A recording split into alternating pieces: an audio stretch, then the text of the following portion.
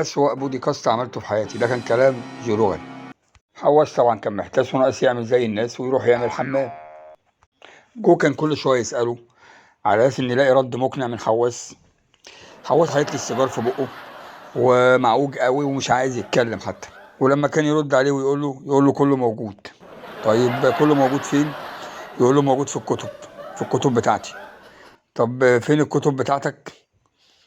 اتكلم يا عم. يقول له ده في الكمبيوتر. طب والكمبيوتر بتاعك فين؟ يقول له في الكتب. وعملها فزوره وما ردش عليه في اي اجابه مفيده. كل ما يساله على حاجه يقول له في الكتب، والكتب في اللابتوب، والكلام اللي انت فاهمه دون. ومفيش اي. كان ناقص جو جوردن يقول له انت خنقت امي، والتاني يقول له ليه بس كده. طب يا عم رد كده مقنع، فين اللابتوب؟ يقول له لابتوب في النادي. جو روجان كان بيغير طريقه السؤال، يقول له طب فين الاثار؟ يقول له الاثار في اللابتوب برضه تاني، في اللابتوب. لدرجه ان جو روجان قال له انت راجل معقد ومش عارف اطلع منك اجابه. وكان عايز ينهي الحلقه طبعا، لولا ان هو بس كانت الحلقه مباشر. انا طبعا اتخنق جو جوردن وقال لك ده اسوأ بودكاست عملته في حياتي. كان مخنوق جدا جدا جدا يعني.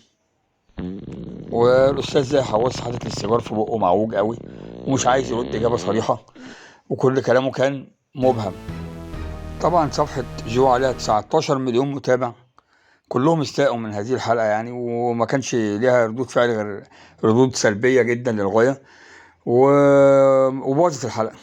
اللي شاهدوا الحلقه 1,200,000 متابع، كلهم مفيش اي رد في اي ايجابيه. كلهم كانوا مستائين فعلا وعبروا لجو ان دي اسوأ حلقه انت عملتها في حياتك. وابتدى زاهي طبعا يحس ان جو بيهاجمه و... واتخنق منه. فابتدت الحلقه تدور في حاجات كده يعني بره موضوع الحلقه خالص. انا شايف ان المفروض زاهي بقى يسيب الشغلانه دي خالص ويشتغل بقى وزير خضار او في المطبخ ويريح نفسه، او يعمل مكرونه سباكيتي احسن في البيت. بلاش يعمل مكرونه، يعمل مسقعه. هو اخره يعمل مسقعه، لان هو فعلا ما كانش الواجهه المشرفه لمصر وما كانش فاهم حاجه في اي حاجه. او حتى يعملوا وزاره جديده مثلا. المفروض يعني يعملوا وزاره مثلا الاولى للفخار ولا حاجه، يعملوا قلتين ويقعد عليهم قدام اي باب تراب، لان هو فعلا بوظ الدنيا وبوظ السياحه وما كانش مقنع جدا في اي كلمه قالها.